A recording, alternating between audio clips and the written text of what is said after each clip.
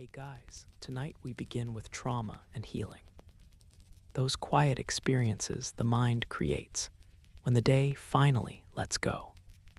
Before you get comfortable, if calm, thoughtful videos like this help you unwind, you can gently like the video or subscribe, only if it feels right. And if you'd like, tell me where you're listening from and what time it is for you.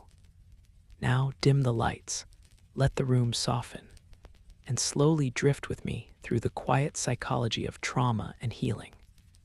There's a place inside the mind where understanding lives softly, where knowledge does not demand anything from you, where you can simply listen and let the words settle like snowflakes on still water. Tonight, we enter that place together. We are here to explore something tender, something human, something that lives quietly in the nervous system and asks only to be seen with kindness. Trauma and healing are not dramatic concepts tonight. They are gentle companions in a story about how the mind and body remember, how they protect, and how they slowly, carefully, learn to rest again. You do not need to fix anything right now.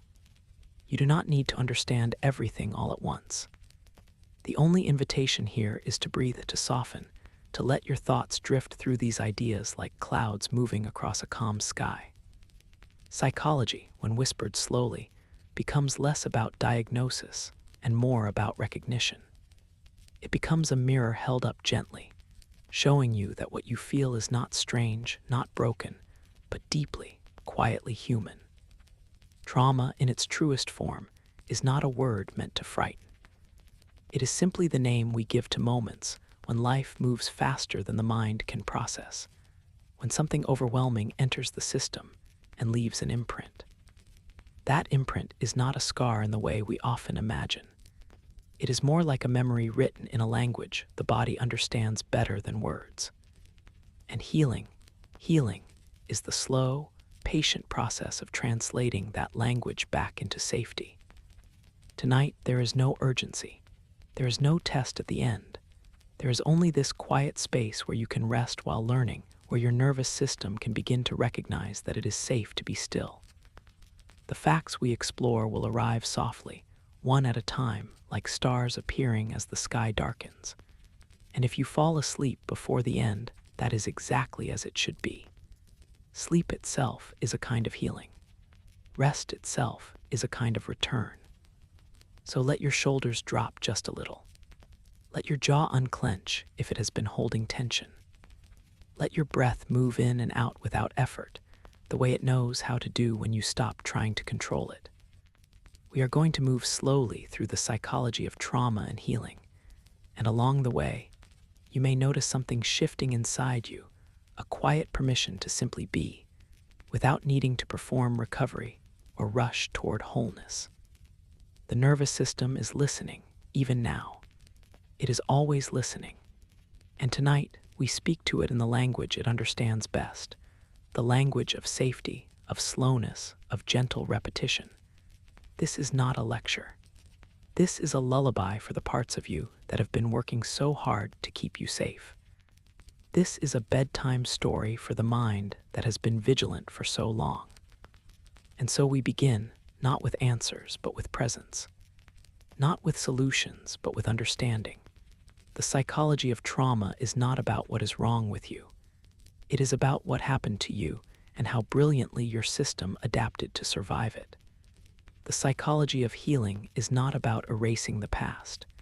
It is about teaching your body that the present moment is different, that here, now, you can rest.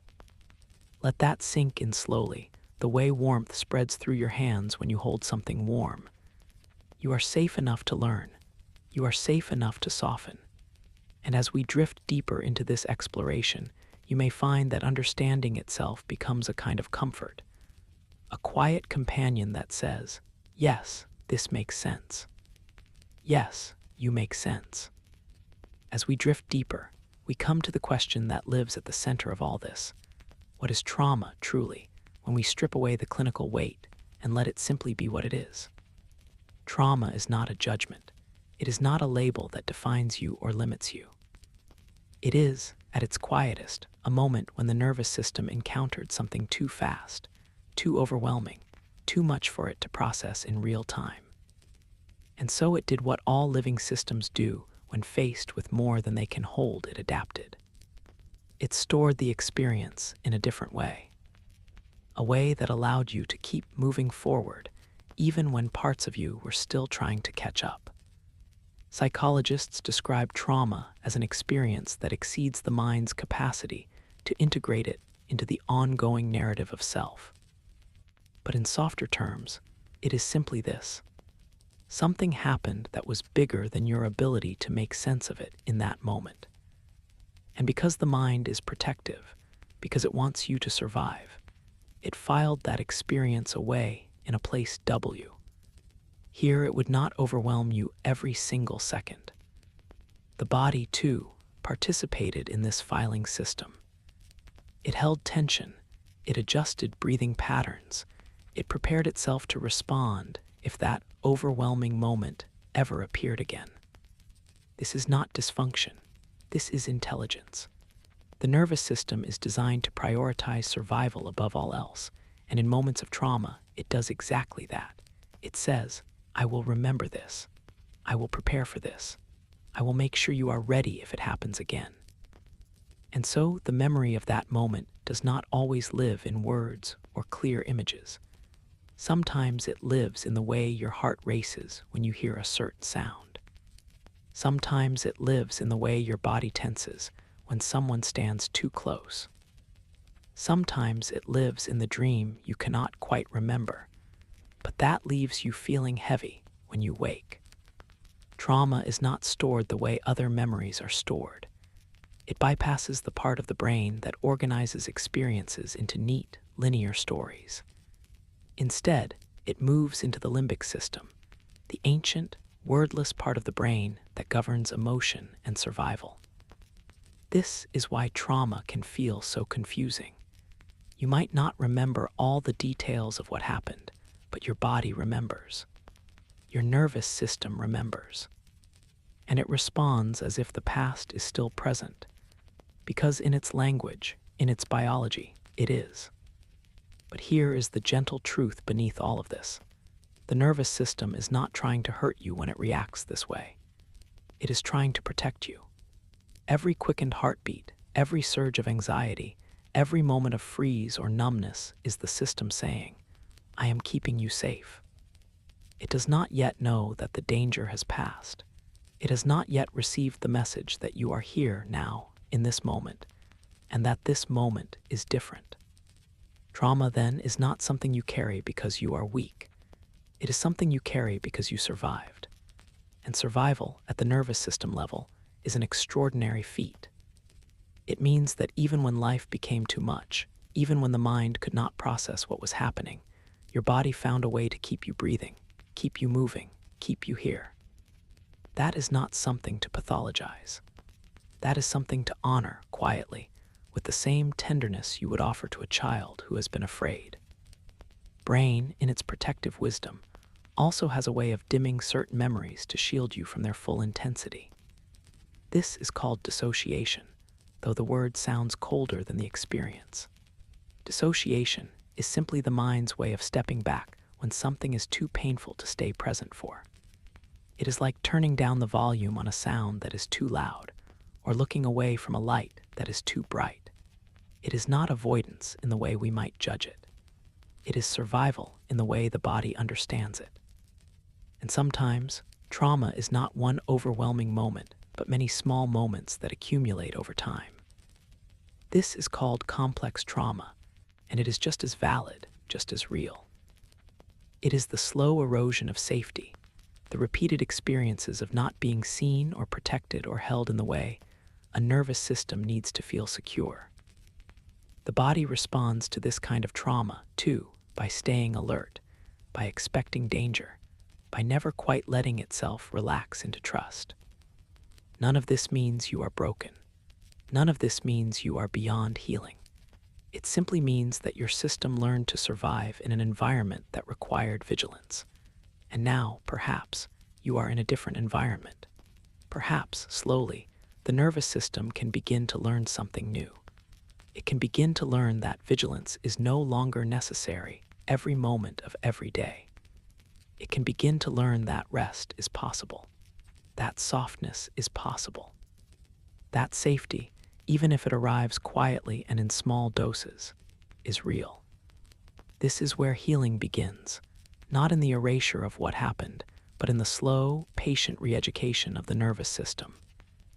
In teaching it, through experience rather than words, that the present is not the past, that this breath is safe, that this moment does not require fight or flight or freeze, that here now you can simply be. Far beneath that quiet surface, where thoughts dissolve into sensation, the body holds its own story. It is a story written not in language but in tension, in posture, in the way certain muscles stay perpetually braced as if waiting for impact. The body remembers trauma in ways the conscious mind cannot always access. It remembers in the tightness of the shoulders, the shallow rhythm of breath, the clenching of the jaw during sleep. These are not conscious choices. They are the body's quiet testimony to what it has endured.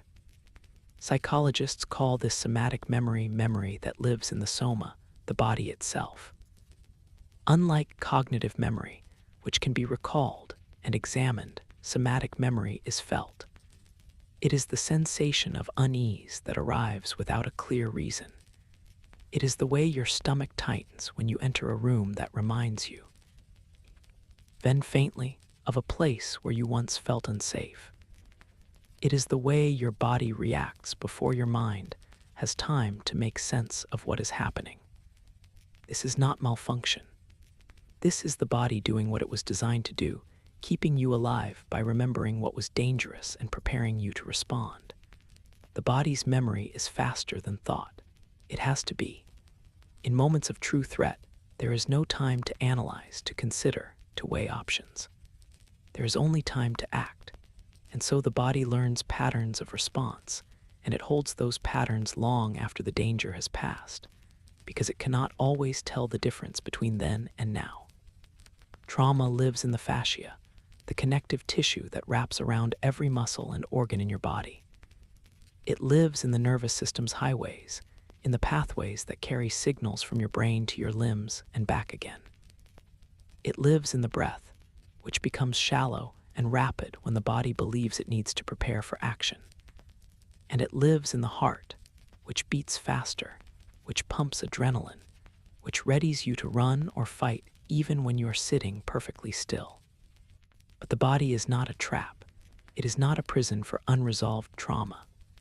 It is also the place where healing happens, because just as the body learned to brace, to hold, to prepare, it can also learn to soften, to release, to rest.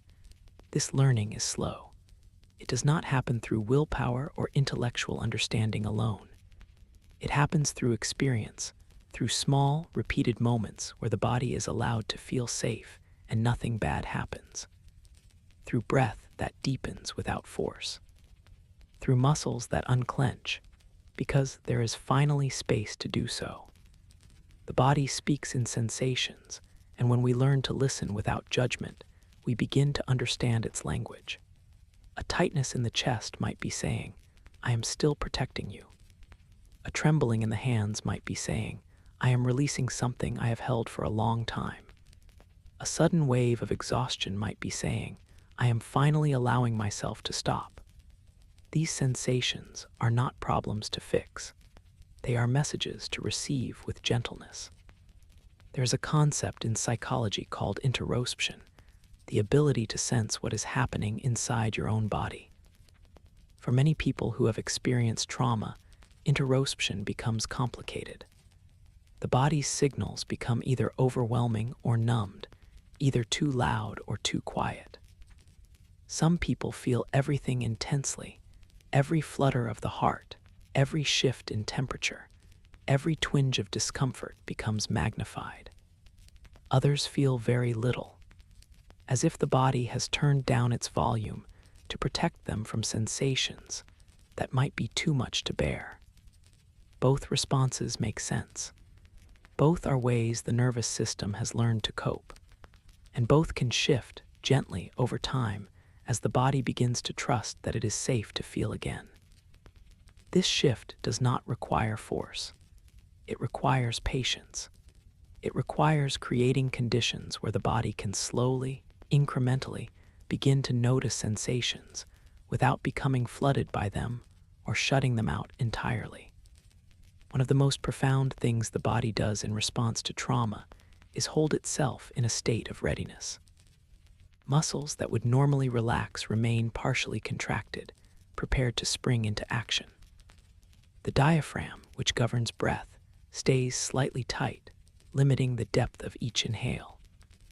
The pelvic floor, the jaw, the muscles around the eyes, all of these can carry residual tension from moments when the body braced itself and never fully let go.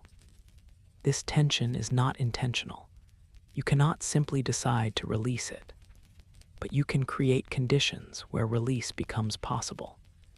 You can allow yourself to rest in positions that feel safe. You can breathe slowly, not to force relaxation, but to gently suggest to the nervous system that there is time, that there is space, that this moment does not require urgency. You can move in small, gentle ways that remind the body it is allowed to stretch, to soften, to inhabit itself fully rather than staying perpetually coiled. The body also holds emotions that the mind could not process at the time of trauma. Grief, rage, terror, these emotions do not disappear just because there was no safe space to feel them. Instead, they are stored, sometimes for years, waiting for a moment when it feels safe enough to emerge. This is why healing can sometimes feel like waves of emotion arriving without clear explanation. The body is not being irrational. It is simply completing a process that was interrupted long ago. And so, as we drift even deeper into this understanding, we honor the body's quiet memory. We honor the way it has carried what the mind could not hold. We honor its vigilance, its readiness, its determination to keep you alive. And we whisper to it softly, through rest and breath and gentle presence, that it is allowed to let go now, that it has done its job, that the danger has passed, that here in this moment it can simply be a body again, not a fortress, not a battlefield, but a home where you are safe to dwell.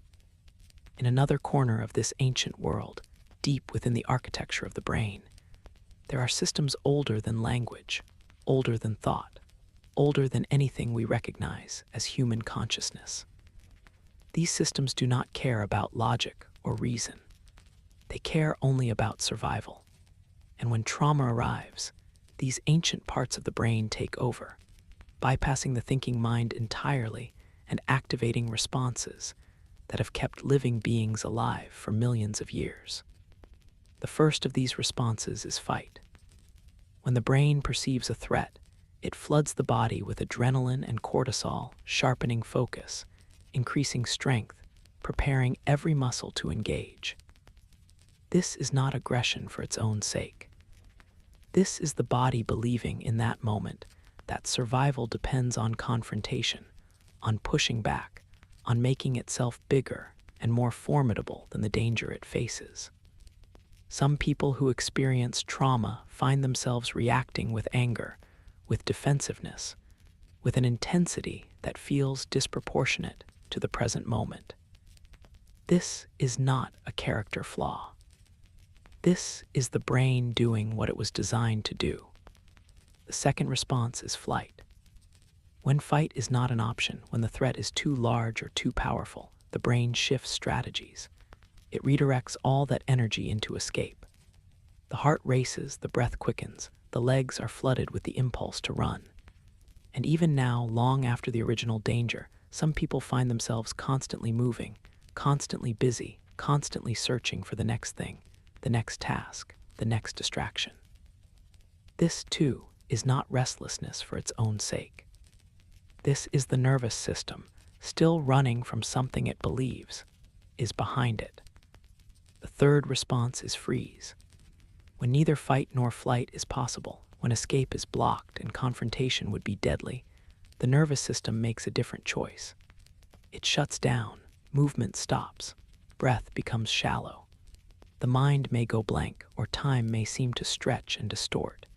This is not cowardice. This is not weakness. This is the brain's last resort strategy, a kind of biological stillness that can sometimes mean the difference between being noticed by a predator or being overlooked. In humans, freeze shows up as numbness, as dissociation, as the feeling of being trapped in your own body while life happens around you. And then there is a fourth response, one that psychology has only recently begun to name and understand: fawn. When survival depends on pleasing the source of danger, on making yourself small and accommodating and non-threatening, the nervous system learns to fawn. This is the response of appeasement, of over-apologizing, of prioritizing others' needs above your own to such an extreme degree that you lose track of what you even want. People who fawn have often survived situations where their safety depended on keeping someone else calm, keeping someone else happy, never provoking, never resisting. And so, the nervous system learned that survival meant becoming whatever was needed, even at the cost of self. None of these responses are chosen consciously. They happen in the brainstem, in the amygdala, in parts of the brain that do not consult the thinking mind before acting. By the time you become aware of your response, your body has already decided. It has already mobilized. And this is why trauma responses can feel so confusing, so out of control. Because they are not controlled by the part of you that makes decisions. They are controlled by the part of you that has only one job: keep you alive. The brain, in its protective wisdom, also has a way of learning which response works best in which situation. If fighting kept you safe once, the brain may default to fight in future moments of stress, even when the situation does not actually call for it. If freezing allowed you to survive, the brain may choose freeze again and again, even when movement is now possible. The nervous system does not update its strategies automatically. It keeps using what worked, even when the context has changed. This is why healing requires more than just understanding. It requires gently teaching the nervous system that new responses are possible. That safety can exist without constant vigilance. That stillness does not have to mean freeze. That saying no does not mean you will be hurt. That being seen does not mean you are in danger. These lessons are not learned through thought alone. They are learned through experience, through small, repeated moments where the body tries something new and nothing bad happens. The amygdala, that small almond-shaped cluster of neurons deep in the brain, is one of the key players in trauma responses. It is constantly scanning the environment for threats, comparing everything it perceives to memories of past danger. When it finds a match, even a partial one, it sounds the alarm. And body responds instantly. This is why certain smells, sounds, places, or even times of day can trigger a trauma response. The amygdala has made a connection, and it is doing its job by alerting you to what it perceives as danger, even if that danger is long gone. But the amygdala does not work alone. It communicates with the prefrontal cortex, the part of the brain responsible for reasoning and perspective. In a calm state, the prefrontal cortex can gently override the amygdala's alarm, saying, "Yes, this feels similar, but we are actually safe right now." But trauma can weaken this communication. The amygdala's alarm becomes louder, and the prefrontal cortex's calming voice becomes harder to hear. This is not permanent. With time, with practice, with the slow accumulation of safe experiences, the balance can shift again. There is also a part of the brain called the hippocampus, which is responsible for contextualizing memories, for placing them in time and space. Trauma can impair the hippocampus's ability to do this job, and so traumatic memories become unmoored from their proper place in the past. They feel present.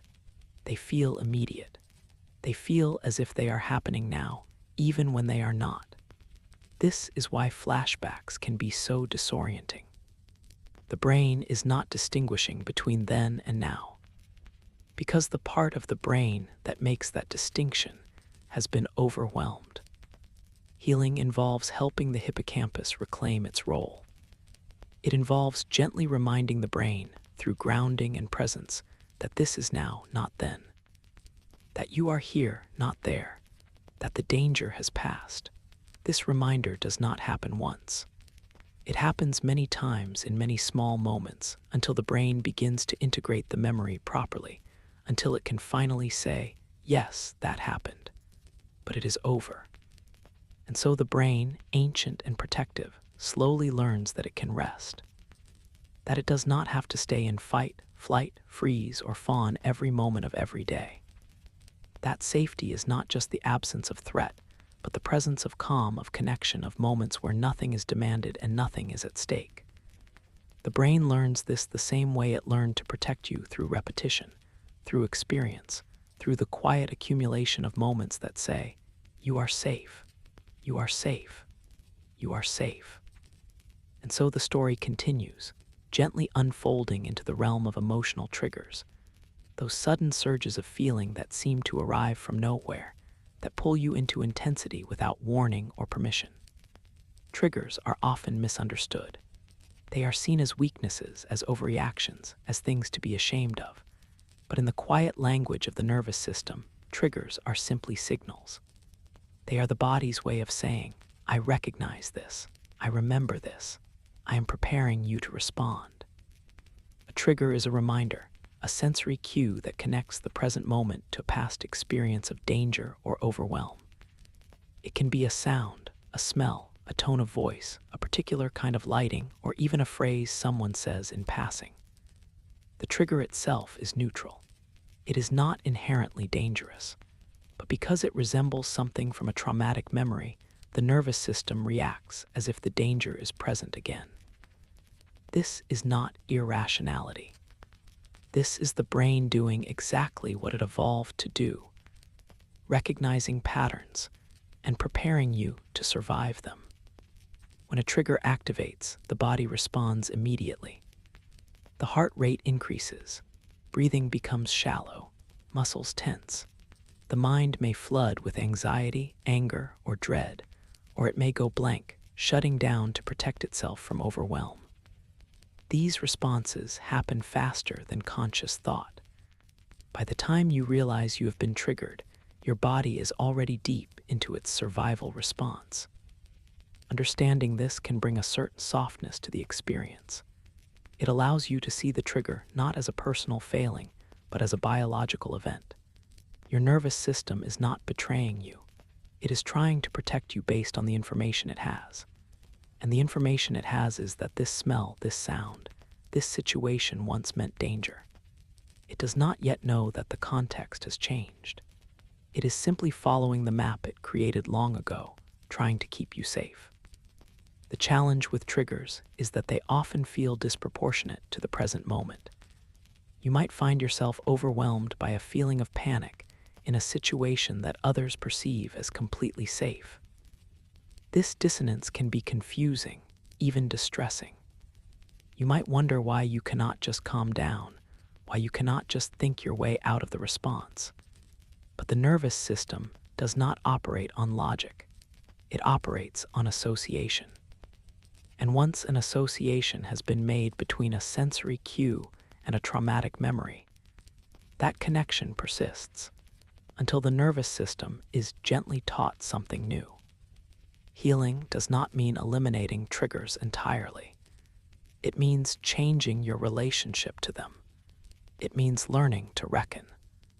Eyes when you have been triggered, to notice the signs in your body, and to gently remind yourself that this is a memory, not a present threat. It means creating space between the trigger and your response, even if that space is only a few seconds at first. It means breathing, grounding, orienting yourself in the present moment by noticing what is actually here, now, around you. One of the most powerful things you can do when triggered is to name what is happening. To say quietly to yourself, I am being triggered. My body is responding to a memory. I am safe in this moment. This naming does not make the feelings disappear immediately, but it begins to create a small distance, a tiny gap where awareness can exist alongside the reaction. And in that gap, the prefrontal cortex can begin to come back online, gently offering perspective to the panicked amygdala. Triggers also reveal something important about the brain's associative networks. The brain organizes information by linking related experiences together. When trauma occurs, the brain creates strong associations between the traumatic event and the sensory details surrounding it. These associations are so strong that even a small reminder can activate the entire network of memory and emotion. This is why a song you heard during a difficult time can bring back the feelings of that time in full force, even years later. The brain is not being dramatic. It is simply following the pathways it built. But here is the gentle truth. The brain's ability to create associations also means it can create new ones. It can learn to associate the smell of lavender with calm, the sound of rain with safety, the feeling of a weighted blanket with comfort. Over time, with repetition, these new associations can become just as strong as the old ones. This does not erase the past, but it gives the nervous system more options, more pathways to choose from when it is deciding how to respond. Emotional triggers are also deeply personal. What triggers one person may not affect another at all, because triggers are tied to individual history. This is why it is so important to meet your own triggers with curiosity rather than judgment. They are not random. They are specific to your story, to what your nervous system learned it needed to protect you from. And understanding that specificity can help you navigate triggers with more compassion. There is also a concept in psychology called trigger stacking, where multiple small triggers accumulate over the course of a day, each one adding to the nervous system's sense of threat. None of the individual triggers may seem overwhelming on their own, but together, they build until the system reaches a tipping point and a response is activated. This is why you might feel fine for most of the day, and then suddenly feel completely overwhelmed by something small. It is not that the final trigger was so terrible. It is that it was the last in a series, and the nervous system had been quietly accumulating stress all along. Rest then becomes a way of preventing trigger stacking. Sleep, stillness, moments of genuine calm, these allow the nervous system to discharge the accumulated stress before it reaches overwhelm. They give the body a chance to reset, to return to baseline, to remind itself that not every moment requires vigilance. And as you rest now, as you allow yourself to soften into this quiet space, your nervous system is doing exactly that. It is releasing. It is resetting. It is learning, once again, that safety is possible. When the past gently echoes into the present, it does not always announce itself clearly. Sometimes it arrives as a feeling you cannot name, a mood that descends without explanation. Sometimes it arrives as a dream, vivid and unsettling, that lingers even after waking. And sometimes it arrives as a memory that flashes through your mind unbidden, pulling you briefly out of the present moment and into a scene you thought you had left behind. These echoes are not intrusions, though they can feel that way. They are the mind's way of processing, of attempting to integrate what was once too overwhelming to hold. The brain does not store traumatic memories the way it stores ordinary ones. Ordinary memories are organized, filed away with a clear sense of when they happened and in what context. Traumatic memories, by contrast, are fragmented. They are stored as sensory flashes, a sound, an image, a bodily sensation, without the narrative structure that would allow the mind to make sense of them. This fragmentation is why traumatic memories can feel so intrusive. They do not arrive as complete stories that you can reflect on from a distance. They arrive as raw sensory data, as if the experience is happening again in real time. The body responds accordingly, because the body does not know that the memory is a memory. It only knows what it is feeling in that moment, and what it is feeling is the physiological signature of danger. Flashbacks are one of the most well-known ways the past echoes into the present. In a flashback, the boundary between past and present collapses. You are no longer just remembering what happened. You are, in some sense, experiencing it again. The sights, sounds, smells, and feelings of the traumatic event become vivid and immediate. Time distorts. The present moment fades, and the nervous system responds with the same intensity it would if the event were actually happening now. Flashbacks are not hallucinations. You are not imagining something that is not real. You are experiencing a memory so vividly that it temporarily overtakes your awareness of the present. This is the result of the way trauma is stored in the brain, particularly in the amygdala and the sensory cortices, which hold the emotional and sensory components of the memory without the temporal context that the hippocampus would normally provide. But not all echoes of the past are as dramatic as flashbacks. Sometimes the past whispers rather than shouts. You might notice that you feel anxious at a certain time of year, even though you cannot immediately remember why. You might find yourself reacting with unexpected intensity to something someone says, and only later realize that their words reminded you, in some subtle way, of something from long ago. These are also echoes. They are quieter, but they are just as real. Dreams, too, are a way the mind processes and integrates traumatic material. During REM sleep, the brain is highly active, sorting through the day's experiences and weaving them into the larger tapestry of memory. For people who have experienced trauma, this sorting process can bring traumatic material to the surface.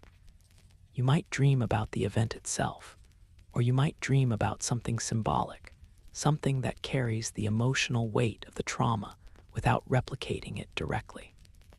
These dreams can be exhausting. They can leave you feeling as if you have not rested at all, because in some sense, your mind has been working all night. But they are also part of the healing process. The brain is attempting to make sense of what happened, to find a way to integrate the experience into your ongoing narrative. This work is hard, and it takes time, but it is not pointless. It is the mind's way of slowly, gradually, moving toward resolution. Sometimes the past echoes into the present through intrusive thoughts. These are thoughts that appear suddenly, without invitation, and often feel distressing or disturbing. They might be memories of the traumatic event, or they might be fears about it happening again, or they might be unrelated thoughts that carry the same emotional intensity as the trauma. Intrusive thoughts are not a sign that you are losing control of your mind. They are a sign that the mind is still processing, still trying to make sense of something that did not make sense when it happened. The more you try to push intrusive thoughts away, the more they tend to persist. This is a well-documented phenomenon in psychology, sometimes called the rebound effect. When you tell yourself not to think about something, your brain has to keep checking to make sure you are not thinking about it, which means it keeps bringing the thought to your attention. The paradox is that trying not to think about something makes you think about it more. A gentler approach is to allow the thoughts to be there without engaging with them. To notice them the way you might notice a cloud passing overhead, present, but not something you need to hold onto or push away. This takes practice. It requires a kind of mental softness, a willingness to let thoughts come and go without assigning them too much meaning. But over time, this approach can reduce the power intrusive thoughts have over you. The past also echoes into the present through what psychologists call implicit memory. Implicit memories are memories that affect your behavior and emotions without your conscious awareness. You might feel uncomfortable in a certain situation and not know why, because the memory influencing your response is implicit, not explicit. Your body remembers, but your mind does not have access to the details.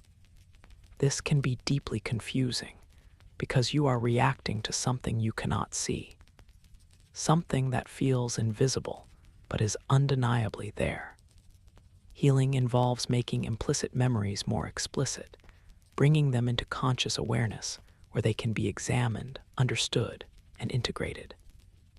This often happens gradually through therapy, through journaling, through conversations with trusted others. As the memory becomes more explicit, it loses some of its power. It becomes something you can look at and understand, rather than something that moves you from behind the scenes. And so, as the past continues to echo gently into your present, you learn to meet those echoes with compassion. You learn that they are not signs of weakness or brokenness. They are signs that why? Our mind is working slowly and persistently to heal. That it is attempting to bring order to what was chaotic, to bring understanding to what was overwhelming. And you learn that you do not have to do this work alone, that you can meet each echo with gentleness, with patience, with the quiet assurance that the present moment is here, solid and real, waiting for you whenever you are ready to return. Deep within the nervous system, there is a longing that rarely speaks aloud, but is always present, a longing for rest. Not just the rest of sleep, though that is part of it, but a deeper rest, a nervous system rest, a state where vigilance is no longer necessary and the body can finally, fully let go. Trauma interferes with this rest in profound ways. It keeps the nervous system activated, perpetually scanning for danger, perpetually preparing to respond, even when no threat is present. This state of chronic activation is exhausting. It drains energy, depletes resources, and leaves you feeling tired in a way that sleep does not always fix. Because the tiredness is not just in your muscles or your mind. It is in your nervous system, which has been running on high alert for so long that it no longer remembers what it feels like to truly rest. This is why people who have experienced trauma often report feeling tired all the time, even after a full night's sleep. The nervous system is tired, and sleep alone cannot always restore it. The nervous system's longing for rest is biological. The body is designed to move between states of activation and rest, between sympathetic arousal and parasympathetic recovery. The sympathetic nervous system is responsible for the fight or flight response, for mobilizing energy, for preparing the body to act. The parasympathetic nervous system is responsible for rest and digest, for slowing the heart rate, for allowing the body to relax and restore itself.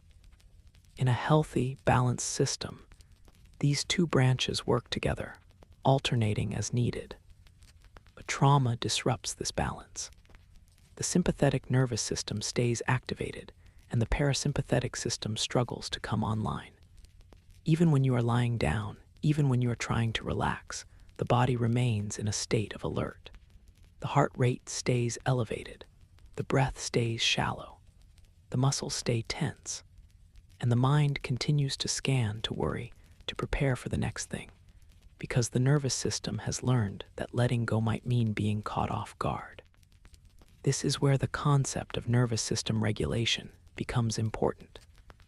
Regulation is the process of helping the nervous system return to a state of balance, where it can activate when needed and rest when safe. Regulation does not happen through force or willpower. It happens through gentle, consistent practices that signal to the body that it is safe to let go. These practices might include slow, deep breathing, which activates the vagus nerve and tells the parasympathetic system it is safe to come online.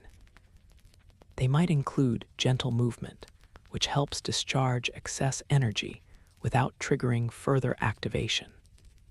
They might include connection with others, which is one of the most powerful regulators of the nervous system. The vagus nerve, which runs from the brainstem down through the chest and abdomen, is a key player in nervous system regulation.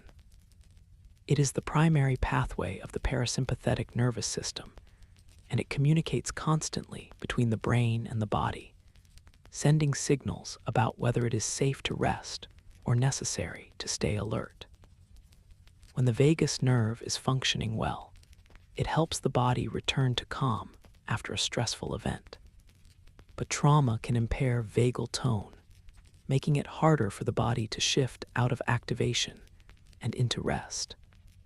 Improving vagal tone is one of the ways to support nervous system healing. This can be done through practices like humming, singing, or gargling, all of which stimulate the vagus nerve. It can also be done through cold exposure, such as splashing cold water on the face, which triggers a calming reflex. And it can be done through social connection, through moments of feeling seen and safe with another person, which signals to the nervous system that the world is not entirely hostile, that there are places and people where rest is possible. Sleep itself is often disrupted by trauma.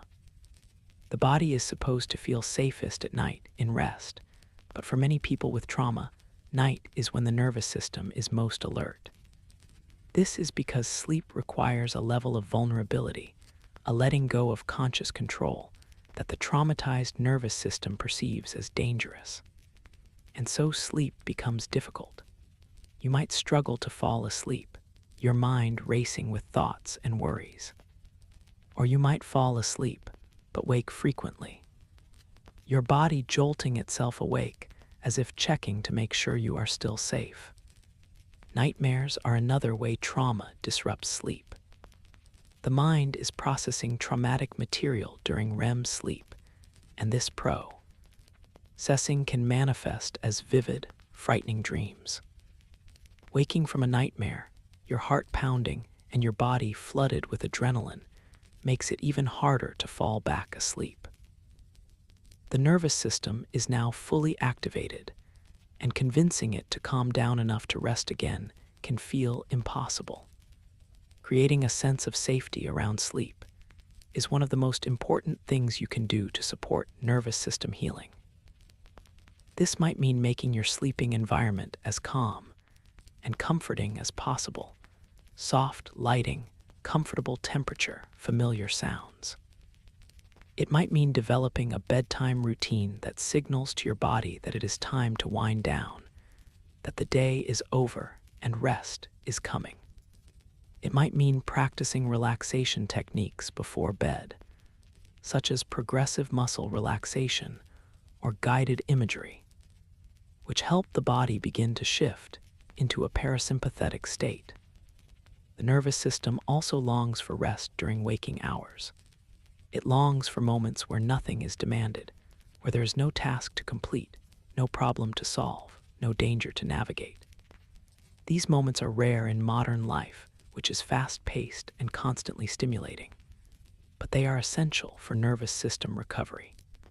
Even 5 minutes of sitting quietly, of simply being, can begin to signal to the nervous system that it is allowed to rest, that vigilance is not always necessary.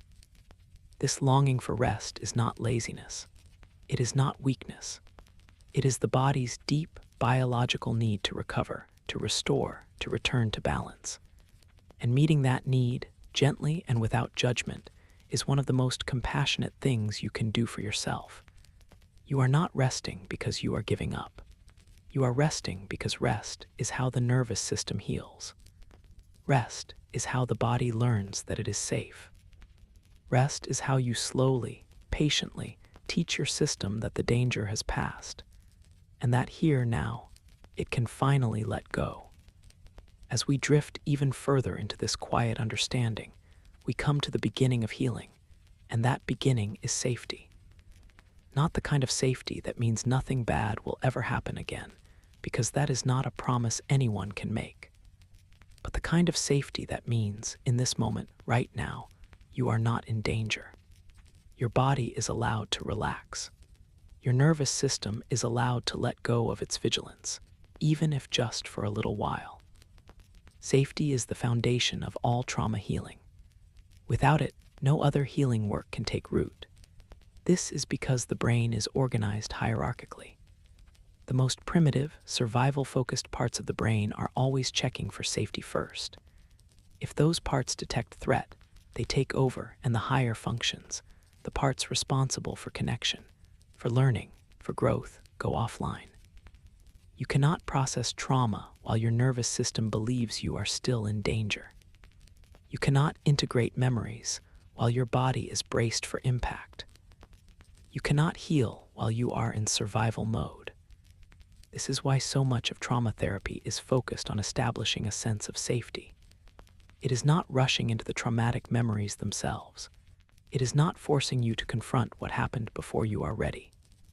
It is slowly, patiently, helping your nervous system recognize that you are safe enough to begin the work. And this recognition does not happen all at once. It happens in layers, in increments, in small moments where the body is given permission to soften, and nothing bad happens as a result. Safety can be external, and it can be internal. External safety is about your environment, the place you live, the people you are around, the situations you find yourself in. If your external environment is genuinely unsafe, if you're still in contact with people who hurt you, or still living in circumstances that threaten your well-being, then healing will be much more difficult. The nervous system is not wrong to stay activated when there is real danger present. And so sometimes, the first step toward healing is making changes to your external world to create more safety. But external safety alone is not always enough, because even when the environment is safe, the nervous system may not recognize it as such. This is where internal safety becomes important. Internal safety is the felt sense that you are okay, that you can handle what arises, that you have the resources and the capacity to navigate your own emotions and experiences. It is a sense of trust in yourself, in your body, in your ability to survive difficulty. Building internal safety takes time. It often involves learning skills that help you manage your nervous system when it becomes dysregulated. Skills like grounding, which bring your attention back to the present moment by noticing what you can see, hear, touch, taste, and smell. Skills like self-soothing, which involve finding ways to comfort yourself when you are distressed, a warm blanket, a comforting song, a hand on your own heart. Skills like pendulation, which involve moving gently between activation and calm, allowing yourself to feel a little bit of distress, and then returning to safety, building your tolerance gradually. Internal safety also involves developing what psychologists call a window of tolerance. The window of tolerance is the range of arousal within which you can function effectively.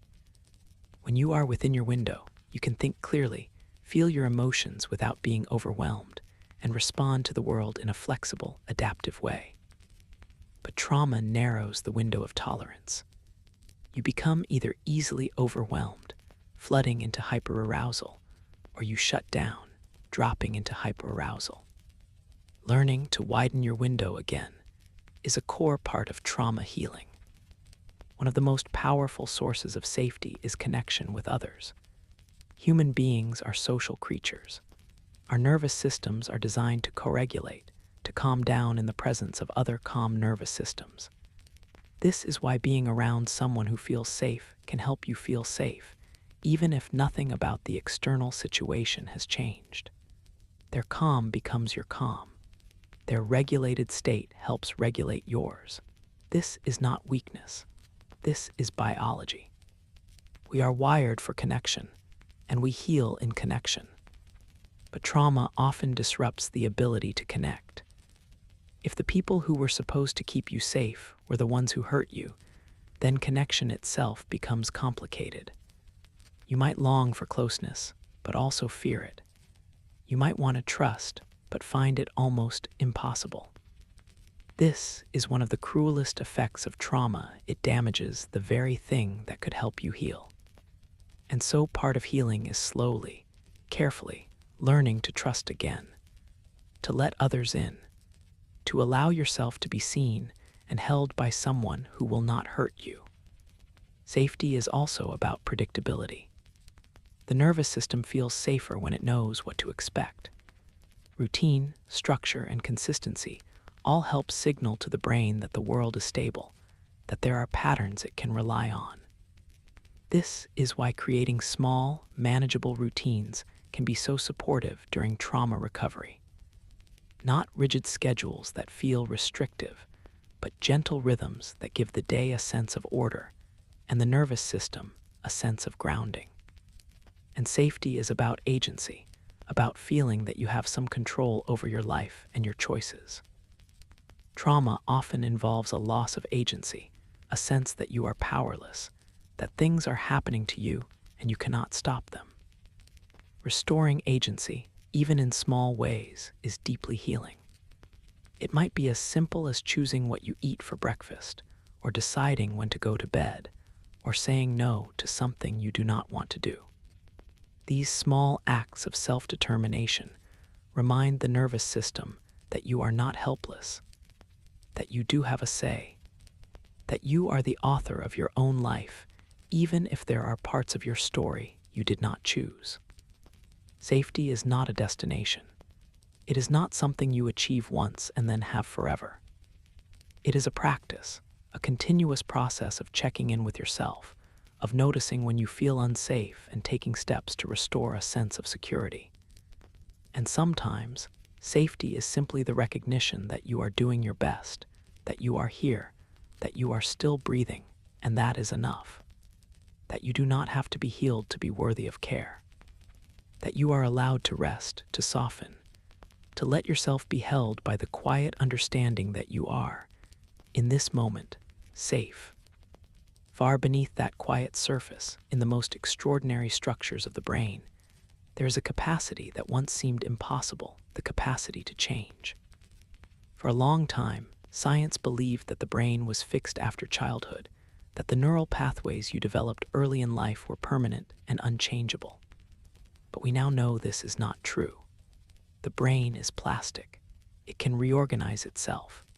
It can form new connections, prune away old ones, and adapt to new experiences throughout your entire life. This capacity is called neuroplasticity, and it is one of the most hopeful concepts in all of psychology. Neuroplasticity means that trauma does not have to define your brain forever. The pathways that were formed in response to overwhelming experiences, the patterns of hypervigilance and fear and shutdown, are not permanent. They can be reshaped. They can be softened. New pathways can be built, pathways that lead toward calm, toward connection, toward the ability to be present without fear. This does not happen quickly, and it does not happen through willpower alone. But it does happen gently, through repeated experiences that teach the brain something new. The brain changes in response to what you do repeatedly. This is the principle of Hebbian learning, often summarized as neurons that fire together, wire together. When you repeat a behavior, a thought, or an emotional response, the neural pathways associated with that pattern become stronger and more automatic. This is how habits form. This is how skills are learned. And this is also how trauma rays. Ponzes become ingrained. The more often the brain activates a fear response, the easier it becomes to activate that response in the future. But the reverse is also true. The more often you practice calm, the stronger the pathways for calm become. The more often you experience safety without something bad happening, the more your brain begins to update its predictions about the world.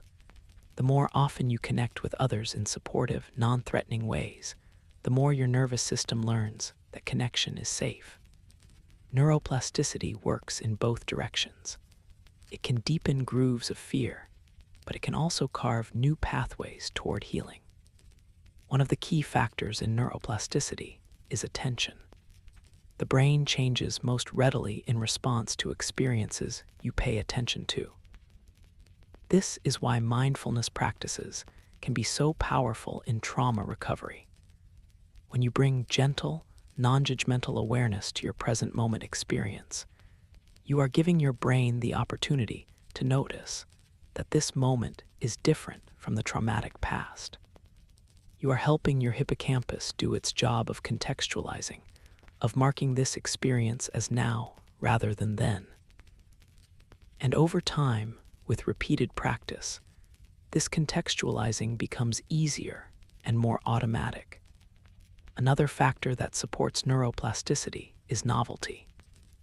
The brain is more likely to form new connections when it encounters something new and engaging.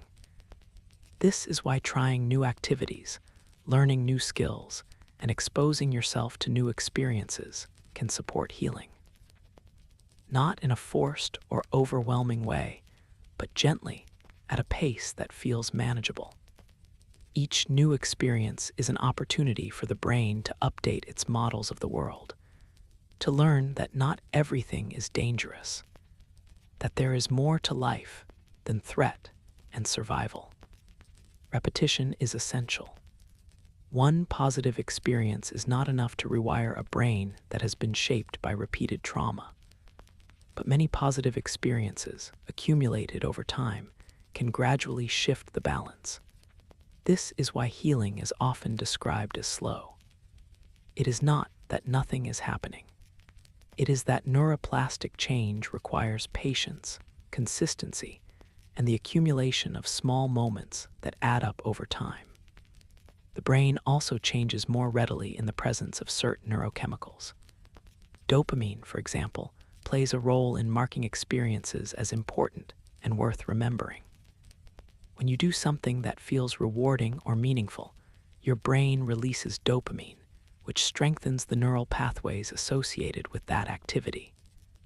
This is why finding small sources of joy, however simple, can support trauma healing. They are not just distractions. They are opportunities for the brain to build pathways towards something other than fear. Oxytocin, often called the bonding hormone, is released during positive social interactions and feelings of safety and trust. It supports neuroplasticity by making the brain more receptive to new learning, particularly in the context of relationships. This is why therapy, when it is done well, can be so powerful. The therapeutic relationship itself becomes a context in which the brain can learn new patterns, can experience safety and attunement, and slowly update its expectations about what relationships can be. Neuroplasticity also means that healing is not about returning to who you were before trauma. It is about becoming someone new, someone who carries the experience but is not defined by it. The brain does not erase the old pathways entirely. They remain like faint trails through a forest, but new pathways are built alongside them, stronger and more well-traveled, and over time, the brain begins to default to these new pathways instead of the old ones. This is not a linear process. There will be times when the old pathways are activated, when the brain falls back into familiar patterns of fear or shutdown. This is not failure. This is the brain doing what it knows, especially in moments of stress or overwhelm. But each time you notice this happening and gently guide yourself back toward calm, you are strengthening the new pathways. You are teaching your brain that there are other options, other ways of responding. And so neuroplasticity becomes a quiet source of hope.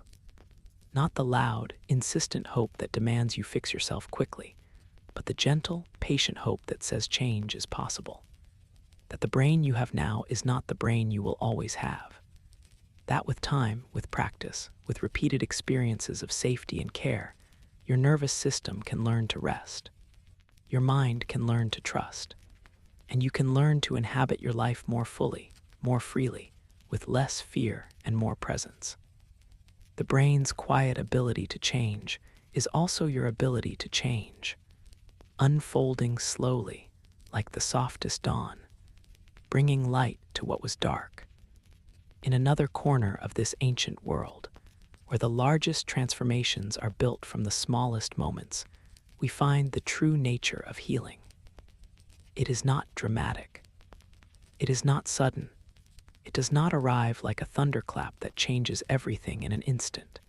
Instead, it arrives in whispers, in tiny increments, in moments so small they might almost go unnoticed. A slightly deeper breath, a morning where the weight feels just a little lighter, a conversation that does not leave you drained. These are the moments that begin to heal. Healing is often invisible, which is why it can be so hard to recognize when it is happening. You are not suddenly fine one day. You do not wake up and discover that all the trauma has disappeared.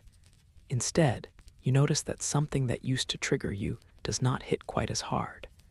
You notice that you slept a little better last night. You notice that you laughed at something genuinely without the laugh being followed immediately by guilt or numbness. These are not small things. These are the quiet signals that your nervous system is beginning to trust the world again. One of the most important things to understand about trauma healing is that it is not linear. There will be good days and hard days. There will be times when you feel like you are making progress, and times when you feel like you have fallen all the way back to the beginning. But healing is not a straight line. It is more like a spiral, where you may revisit the same themes, the same struggles, but each time from a slightly different place, with slightly more resources, with slightly more capacity to hold what arises. Small moments of regulation are healing. Each time you notice that you are becoming dysregulated and you take a step to calm yourself, you are teaching your nervous system something new. You are showing it that it does not have to stay in a state of panic or shutdown, that there are tools, there are pathways back to calm. And each time you do this, the pathway becomes a little more established, a little easier to find next time. Small moments of connection are healing. A kind word from a friend, a moment of eye contact with someone who sees you, a hug that feels safe. These moments matter more than you might think. They are not just nice. They are neurobiological events. They activate your social engagement system. They release oxytocin. They signal to your nervous system that you are not alone, that you are part of something larger than your own fear. Small moments of choice are healing. Every time you say yes to something you truly want and no to something you do not, you are reclaiming your agency. You are reminding your nervous system that you have power, that you are not helpless, that you can shape your experience. These choices do not have to be grand. They can be as simple as deciding to take a walk, to call a friend, to rest when you are tired. Each choice is a small act of self-determination, and each act strengthens your sense of autonomy. Small moments of safety are healing. Each time you allow yourself to rest without guilt, to be still without feeling like you should be doing something, you are teaching your body that it is allowed to let go. You are giving your nervous system permission to move out of survival mode and into a state where repair and restoration can happen. These moments accumulate. They add up. They create a foundation upon which deeper healing can build. Small moments of joy are healing. Trauma can make the world feel gray, can flatten your emotional range until all you feel is numbness or pain. But joy, however small, begins to restore color. It reminds your brain that there is more to life than survival. It activates neural pathways that may have been dormant for a long time. Joy does not have to be big or loud. It can be the warmth of sunlight on your face, the taste of something you love, the sound of music that moves you. These small pleasures are not indulgences. They are medicine. Routine and rhythm are also part of these small healing moments. The nervous system craves predictability, especially after trauma. Having a morning routine, a bedtime routine, small anchors throughout the day that signal to your body what is happening and what comes next. These create a sense of order and safety. They do not have to be rigid or elaborate. They just have to be consistent enough that your nervous system begins to recognize them, to trust them, to relax into them. Physical movement, gentle and mindful, can be deeply healing. Trauma is stored in the body, and sometimes the body needs to move in order to release what it is holding. This does not mean intense exercise, though that can be helpful for some people. It can be as simple as stretching, walking, dancing alone in your room, or any movement that feels good and allows your body to express itself. Movement helps discharge the energy that gets trapped in the nervous system during a freeze response. It helps the body complete the cycles it was not able to complete when the trauma happened. Breathing is one of the most accessible tools for healing. It is always with you. It is always available, and it has a direct impact on your nervous system. Slow, deep breathing activates the parasympathetic nervous system, signaling to your body that it is safe to rest. You do not have to breathe in any special way. You just have to bring your attention to your breath, to notice it, to gently deepen it if that feels comfortable. This simple act can begin to shift your state, can bring you back to the present moment, can remind your body that it is okay. Healing also happens in moments of self-compassion. When you notice that you are struggling and you speak to yourself with kindness rather than judgment, you are creating safety within yourself. You are becoming a source of comfort rather than a source of criticism. This is not easy, especially if you have internalized messages that you are not worthy of kindness. But it is transformative. Self-compassion is not about letting yourself off the hook or avoiding responsibility. It is about recognizing that you are human, that you are doing your best, and that you deserve to be treated with care. And so healing unfolds quietly in the spaces between the big moments. It is not about fixing yourself all at once. It is about tending to yourself gently and consistently in small ways that add up over time. It is about noticing what helps and doing more of it. It is about being patient with yourself when progress feels slow. It is about trusting that even when you cannot see the changes happening, they are happening deep within the nervous system, deep within the brain, deep within the body that has carried you through so much and is learning slowly to rest. And so the story continues, gently unfolding into the truth about emotions, those inner currents that move through you, sometimes softly, sometimes with overwhelming force. Emotions are often misunderstood, especially in the context of trauma. They are seen as problems to solve, as weaknesses to overcome, as things to control or suppress. But emotions are not your enemies. They are messengers. They carry information about your inner world, about what you need, about what matters to you. And learning to listen to them, rather than fearing them, is a profound part of healing. Emotions are biological. They are generated by the brain and the body working together, responding to what you perceive in the world around you and within you. When something happens that your brain interprets as significant, your body releases a cascade of neurochemicals and hormones that create the felt experience of emotion. Your heart rate changes, your breathing shifts, sensations arise in your chest, your stomach, your throat. These are not random. These are your body's way of preparing you to respond. Fear, for example, is your body's way of saying, there may be danger here, be ready. Anger is your body's way of saying, something is not right, a boundary has been crossed. Sadness is your body's way of saying, something has been lost, it is okay to grieve. Each emotion has a function, a purpose, a message it is trying to deliver. And when you learn to receive that message without judgment, emotions become less overwhelming and more manageable. Trauma complicates the relationship with emotions. During a traumatic event, emotions can be so intense that the system shuts them down to protect you from being completely overwhelmed. This is adaptive in the moment, but it can create a pattern where emotions are automatically suppressed, where you learn to numb or disconnect from what you feel because feeling it seems too dangerous. And so you may find yourself going through life feeling very little, or feeling everything all at once with no middle ground. Healing involves slowly rebuilding your capacity to feel. This does not mean forcing yourself to feel emotions before you are ready. It means creating enough safety that emotions can begin to surface naturally, and learning to tolerate them without being flooded. This is where the concept of titration comes in. Titration means experiencing emotions in small, manageable doses. You do not dive into the deepest, most intense feelings all at once. You dip your toe in.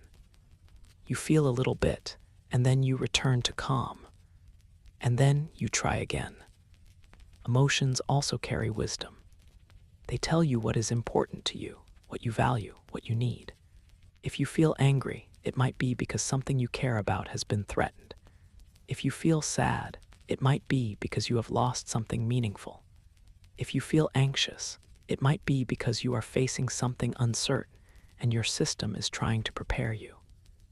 These emotions are not irrational. They make sense when you understand the context they are arising from. But trauma can distort emotional signals. Because the nervous system is stuck in a state of threat, emotions can feel disproportionate to the present moment. You might feel intense fear when there is no actual danger, or intense rage over something small or crying sadness that seems to come from nowhere. This is not your emotions being wrong. This is your emotions responding to the accumulated stress and unresolved material in your system. They are still messengers. They are still carrying information. It is just that some of the information is about the past, not the present. Learning to distinguish between emotions that are about the present moment and emotions that are echoes of the past is a key part of trauma healing. This requires a certain kind of curious attention, a willingness to pause and ask, what is this emotion really about? Is this about what is happening now, or is this about something that happened before? This kind of inquiry does not make the emotion go away, but it can help you understand it, and understanding creates space. Emotions are also meant to move. The word emotion comes from the Latin immover, which means to move out, to move through. Emotions are not meant to be held indefinitely. They are meant to arise, to be felt, and to pass. But when emotions are suppressed or avoided, they get stuck. They linger in the body, creating tension, creating symptoms, creating a sense of heaviness that never quite lifts. Allowing emotions to move through you, to be felt and expressed in safe ways, is how they complete their cycle and release. Expression does not have to be dramatic. You do not have to scream or cry or rage, though sometimes those can be healing. Expression can be as simple as naming the emotion, saying to yourself or to someone else, I feel sad right now, or I feel scared, or I feel angry. Naming an emotion activates the prefrontal cortex and begins to create a little distance between you and the emotion, a little space where you can observe it rather than being completely consumed by it. Writing can be a powerful way to express and process emotions. When you write about what you feel, you are giving the emotion a shape, a form, a place to exist outside of yourself. This can make it easier to look at, to understand, to integrate. You do not have to write beautifully or coherently. You can just let the words pour out, messy and raw, and that is enough. Creative expression, too, can be deeply healing. Art, music, dance, any form of creativity that allows you to externalize what is inside. Trauma often defies words. It exists in a place that language cannot quite reach. But creativity can reach it. A painting does not have to explain itself. A song does not have to make logical sense. They can simply hold the emotion, give it form, allow it to be witnessed. Emotions also need to be witnessed by others. There is something profoundly healing about being able to share what you feel with someone who listens without judgment, who does not try to fix you or talk you out of your feelings, who simply says, I see you, I hear you, your feelings make sense. This kind of witnessing helps the nervous system feel less alone. It reminds you that emotions are not something to be ashamed of, that they are part of the shared human experience. And so, as you drift even deeper into this understanding, you learn to meet your emotions with curiosity rather than fear. You learn to see them as allies rather than enemies, as sources of information rather than sources of suffering. You learn that feeling is not weakness, that it is actually a sign that your nervous system is beginning to thaw, that it trusts you enough to let the emotions surface. And you learn that you do not have to be controlled by your emotions. You can feel them, honor them, learn from them, and then let them move through, like weather passing across the sky, always changing, always temporary, always part of the larger landscape of being human. Deep within the architecture of healing, there is a force more powerful than any technique, any intervention, any protocol. It is the force of compassion. Not pity, not sympathy, but genuine compassion, the recognition that suffering is part of the human condition, and that you, in your suffering, deserve kindness. Self-compassion, in particular, is one of the most transformative elements of trauma recovery. It is the practice of treating yourself with the same care and understanding you would offer to someone you love who is going through a hard time. Trauma often leaves behind a legacy of shame. Shame tells you that you are bad, that you are broken, that what happened to you is somehow your fault. Shame isolates you, makes you believe that you are alone in your struggle, that no one else would understand. Shame is one of the most toxic emotional states because it does not just make you feel bad about what you did. It makes you feel bad about who you are. And when you feel fundamentally flawed, it becomes almost impossible to believe that you deserve care or healing. Self-compassion is the antidote to shame. It is the voice that says, "You are not broken, you are human. What happened to you was hard, and you are doing your best to navigate it." Self-compassion does not mean excusing harmful behavior or avoiding responsibility. It means recognizing that you are worthy of kindness even when you make mistakes, even when you struggle, even when you are not where you want to be. Research in psychology has shown that self-compassion is associated with greater emotional resilience, lower levels of anxiety and depression, and a greater ability to recover from difficult experiences. This is not just a feel-good concept. It is a biological stabilizer for the nervous system. When you treat yourself with harshness and criticism, your nervous system interprets that as a threat. Your body responds with stress hormones, with activation, with a sense of being under attack. But when you treat yourself with kindness, your nervous system begins to calm. It receives the message that you are safe, even from yourself. Self-compassion involves 3 key elements, as described by researcher Kristen Neff. The first is self-kindness, which means being warm and understanding toward yourself rather than harshly self-critical. It means speaking to yourself the way you would speak to a dear friend, with gentleness and encouragement rather than judgment and contempt. The second element is common humanity, which means recognizing that suffering and imperfection are part of the shared human experience. You are not alone in your struggle. You are not uniquely broken. Everyone experiences pain. Everyone makes mistakes. Everyone has moments of feeling lost or overwhelmed. This recognition helps counter the isolation that trauma creates. The third element is mindfulness, which means holding your difficult emotions and experiences in balanced awareness rather than over-identifying with them or suppressing them. It means being able to say, "I am feeling pain right now," rather than, "I am pain." It means creating a little space between you and your experience so that you are not completely consumed by it. Self-compassion is not self-indulgence. It does not mean giving yourself permission to do whatever you want without consequence. In fact, self-compassion often leads to healthier choices because you care about your well-being. When you treat yourself harshly, you are more likely to engage in behaviors that numb or avoid, because the pain of your own self-criticism becomes unbearable.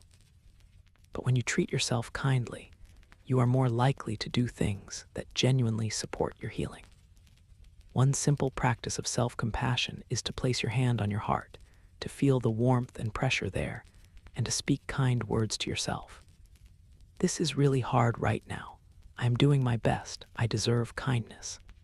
It might feel awkward at first, especially if you are not used to treating yourself this way. But over time, with repetition, it begins to feel more natural, and the nervous system responds. It begins to associate your own presence with safety and care. Self-compassion also involves forgiving yourself for things you did or did not do while you were in survival mode. Trauma changes the brain. It narrows your options. It limits your capacity to think clearly or respond in the ways you wish you could have. Looking back with the clarity of hindsight, it is easy to judge yourself, to wonder why you did not leave, why you did not fight back, why you did not speak up. But you did the best you could with the resources you had in that moment. And that deserves compassion, not condemnation. Compassion for others is also part of healing, though it is important that this does not come at the expense of yourself. Many people who have experienced trauma become deeply empathetic, highly attuned to the suffering of others. This is a beautiful quality, but it can also lead to overextending yourself, to giving endlessly while neglecting your own needs. Compassion is most sustainable when it includes yourself. When you fill your own cup, you have more to offer others, and you do so from a place of wholeness rather than depletion. There is also the concept of self-compassion breaks, moments throughout the day where you pause and check in with yourself, where you acknowledge if you are struggling and offer yourself a moment of kindness. This does not have to take long. It can be as brief as taking 3 deep breaths and saying, "I see that this is hard. I am here for myself." These small breaks accumulate. They create a pattern of self-care that becomes woven into your daily life. Compassion is also about patience. Healing takes time. It does not follow a schedule. It does not happen as quickly as you might want it to. And there will be moments when you feel frustrated with yourself, when you wonder why you are not better yet, why you are still struggling. In those moments, compassion means reminding yourself that healing is not a race, that there is no deadline, that you are allowed to move at your own pace, to take as long as you need, to honor the complexity of what you are working through. And so compassion becomes the container in which all other healing happens. It is the ground beneath your feet, the steady presence that says, you are allowed to be where you are. You are allowed to struggle. You are allowed to need support. You are allowed to be imperfect and still be worthy of love. Compassion does not erase the pain, but it makes the pain more bearable. It transforms your relationship to your own suffering, so that you are no longer fighting against yourself, but holding yourself with tenderness as you move through the hard things. Far beneath that quiet surface, in the spaces where human beings meet, there is a truth that neuroscience has only recently begun to fully understand. We are wired for connection. The brain is not a solitary organ. It is a social organ, shaped by and responsive to the presence of others. From the moment we are born, our nervous systems are learning to regulate in relationship, learning what it feels like to be seen, to be held, to be safe with another human being. And when trauma disrupts those early relationships, or when it occurs within relationships, the wound is particularly deep because it damages the very foundation of how we learn to feel secure in the world. Trust is one of the most complicated aspects of trauma recovery. If the people who were supposed to protect you were the ones who hurt you, or if no one came when you needed help, then your brain learned a devastating lesson. People are not safe. And that lesson does not just disappear when you meet someone kind. It persists. It colors every interaction. It makes vulnerability feel like a risk too great to take. But here is the paradox. Connection is also one of the most powerful pathways to healing. The same relationships that can wound can also heal. When you experience a relationship that is safe, that is consistent, that honors your boundaries and sees you as you are, something profound begins to shift in your nervous system. It begins to update its models. It begins to learn that maybe, just maybe, not everyone will hurt you. That connection can be a source of comfort rather than a source of pain. This process is called relational healing, and it happens in therapy, in friendships, in chosen family, in any relationship where there is genuine care and safety. It is not about one magical person saving you. It is about the slow accumulation of experiences where you are met with kindness, where your emotions are validated, where you are not abandoned when things get hard. These experiences rewire the brain, literally. They activate the social engagement system. They release oxytocin. They strengthen the neural pathways that connect you to others. The brain has specialized systems for social connection. There are neurons called mirror neurons that fire both when you perform an action and when you watch someone else perform it. These neurons are part of how we understand others, how we empathize, how we feel connected. There is also the ventral vagal system, a branch of the parasympathetic nervous system that is uniquely activated in the context of safe social engagement. When this system is online, your face is more expressive, your voice has more melody, and you feel more open to connection. But trauma can shut this system down, making it harder to connect even when you want to. Co-regulation is the process by which one person's regulated nervous system helps another person's nervous system return to calm. This is what happens when a caregiver soothes a distressed infant, when a friend sits with you while you cry, when a therapist holds space for your pain without trying to fix it. Their calm becomes a resource for your nervous system, helping you find your way back to balance. Over time, through repeated experiences of co-regulation, you begin to internalize this capacity. You begin to be able to regulate yourself because you have learned through relationship what regulation feels like.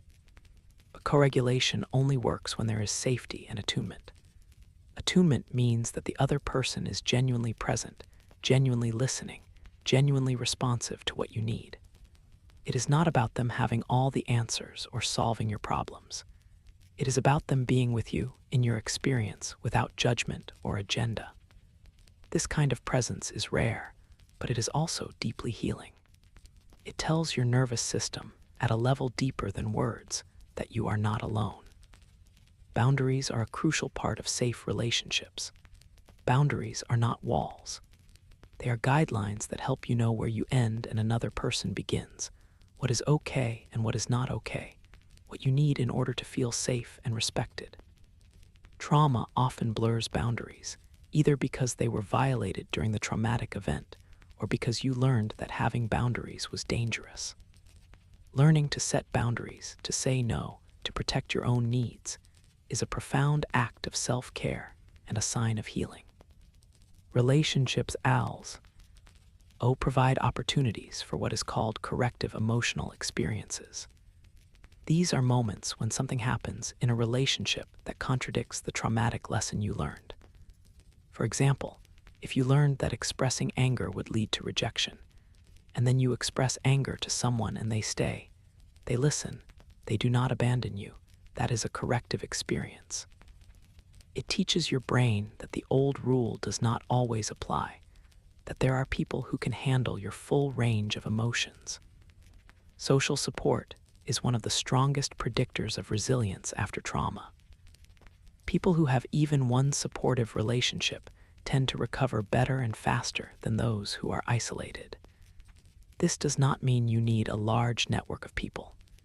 It means you need at least one person who you trust, who sees you, who is there for you in a consistent way.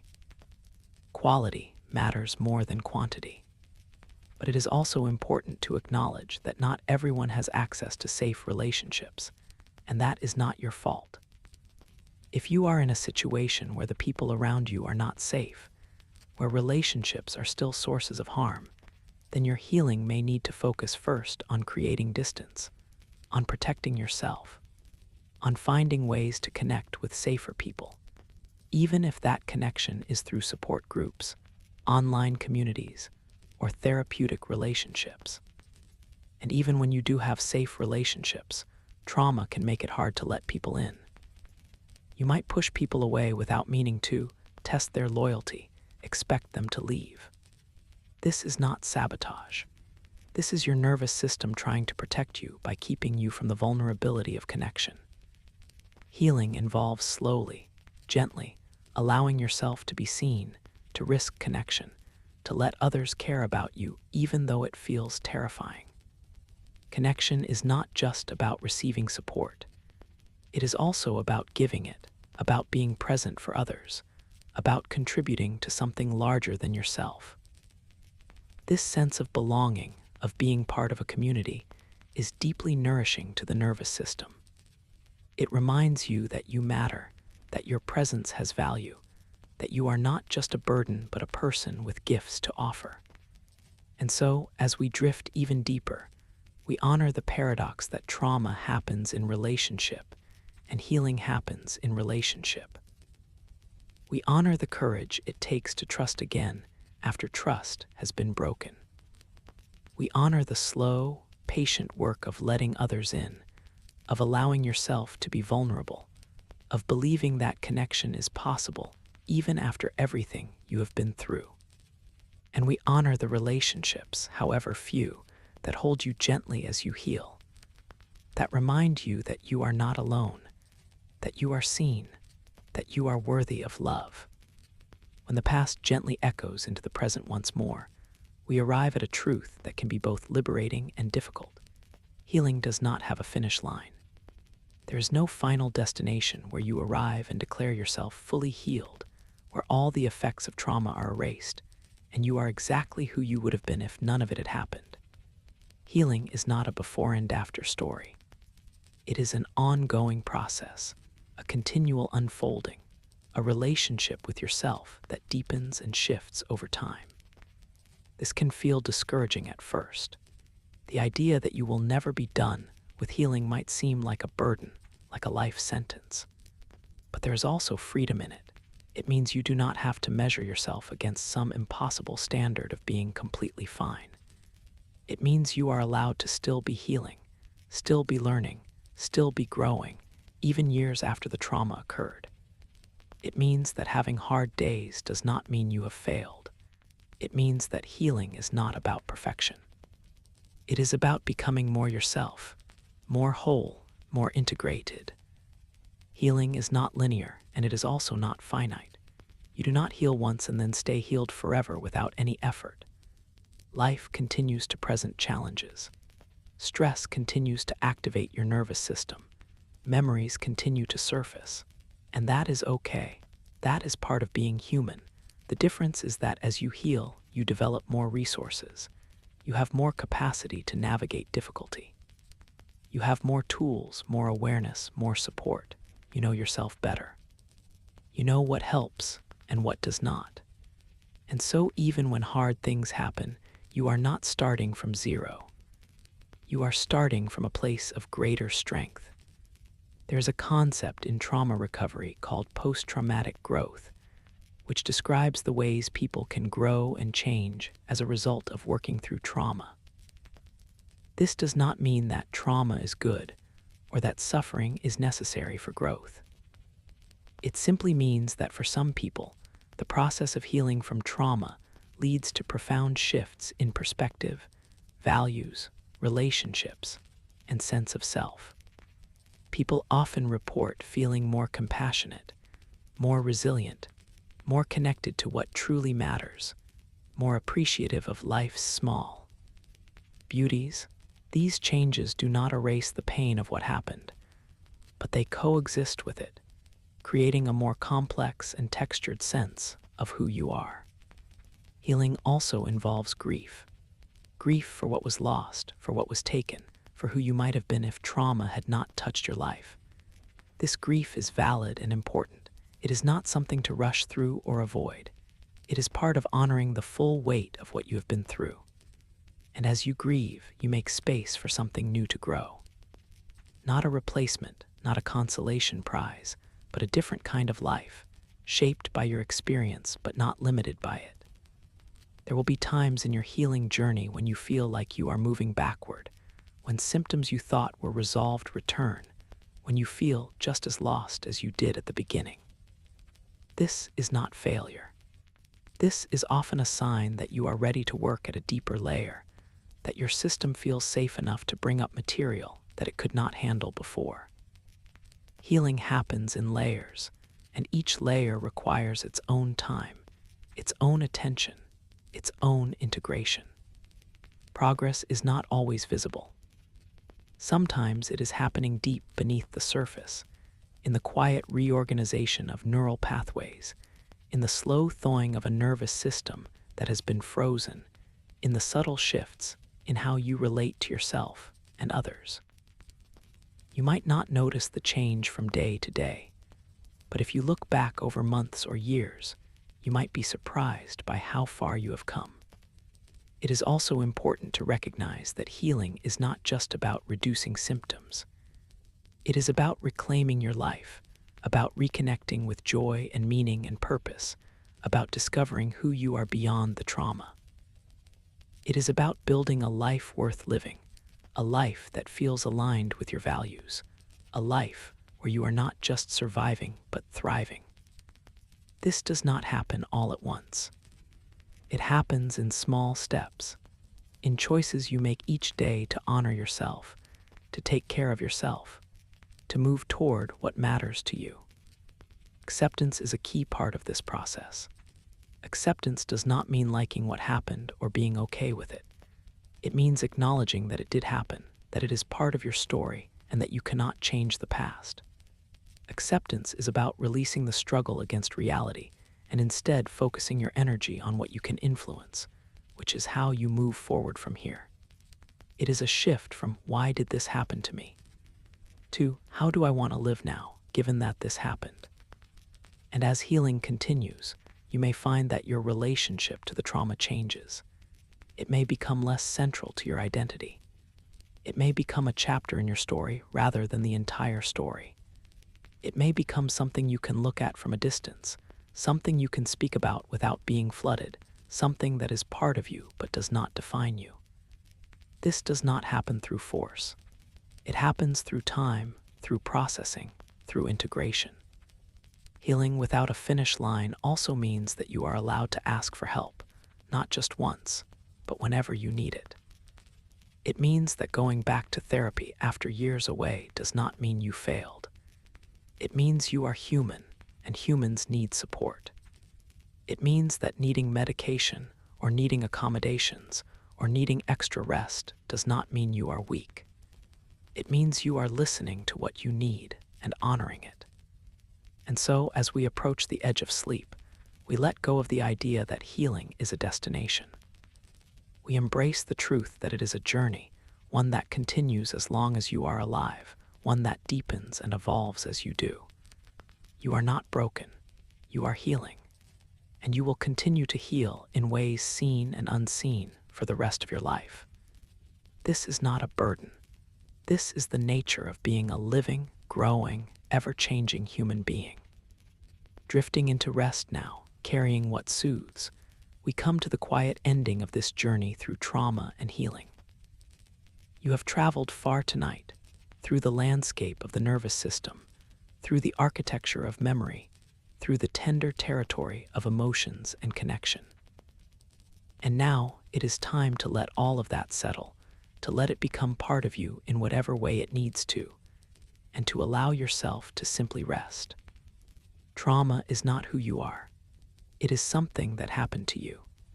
And healing is not something you have to force or rush. It is something that unfolds naturally when you create the conditions for it, when you offer yourself safety, when you meet yourself with compassion, when you allow yourself to be held by others, and by the quiet knowledge that you are not alone in this. Your nervous system has been working so hard for so long, trying to keep you safe, trying to protect you from harm. And tonight, you have given it permission to rest, to let go of the vigilance, to trust that in this moment, right now, there is nothing you need to do, nothing you need to fix, nothing you need to become. You are enough exactly as you are, and you are allowed to rest. As you drift deeper into sleep, you can let your body soften completely. You can let your breath slow and deepen, moving in and out without effort, the way it knows how to do when you stop trying to control it. You can let your thoughts become quieter, more distant, like sounds fading as you move further away from them. And you can let yourself be held by the simple truth that you are safe, that this moment is safe. That sleep is a place where your mind and body can do the gentle work of healing without your conscious effort. Everything we have explored tonight, the way trauma lives in the body, the way the brain protects itself, the way emotions carry messages, the way connection heals, the way small moments accumulate into transformation. All of this is here for you whenever you need it. You do not have to remember all of it. You do not have to do anything with it. It is simply here, a quiet understanding that you can return to, a reminder that what you are going through makes sense, that your responses are not wrong, that you are not broken. Healing happens in rest. It happens in the quiet hours of sleep when the brain is processing and integrating, when the nervous system is resetting, when the body is repairing. And so as you sleep tonight, you are healing. You are allowing your system to do what it knows how to do, which is to move toward balance, toward wholeness, toward the possibility of a life where the past is part of you, but does not control you. You are carrying so much, and you have carried it with such strength. And tonight, you can set it down, even if just for a little while. You can let yourself be held by the darkness, by the softness of your bed, by the rhythm of your own breathing. You can let go of the need to understand everything, to fix everything, to be further along than you are. You can simply be here in this moment, resting. And as you rest, know that you are not alone. So many people are on this same journey, navigating the aftermath of trauma, learning to trust again, learning to feel again, learning to believe that life can hold both the pain of what was and the possibility of what can be. You are part of that quiet collective, held by the shared human experience of suffering and healing, of falling apart and slowly, patiently, coming back together. There is no rush. There is no deadline. There is only this moment and this breath and the gentle invitation to let go, to surrender to sleep, to allow yourself to be cared for by the wisdom of your own body, which knows how to heal when given the space and the safety to do so.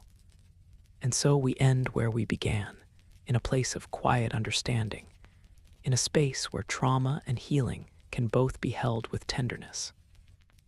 You have learned tonight that trauma is not a flaw, but a response, that healing is not a destination, but a journey, that you are not broken, but beautifully, courageously human. And with that understanding settling softly into your awareness, you can drift now deeper and deeper into the most restful sleep, knowing that you are held, you are safe, and you are healing, one quiet moment at a time. Sleep well.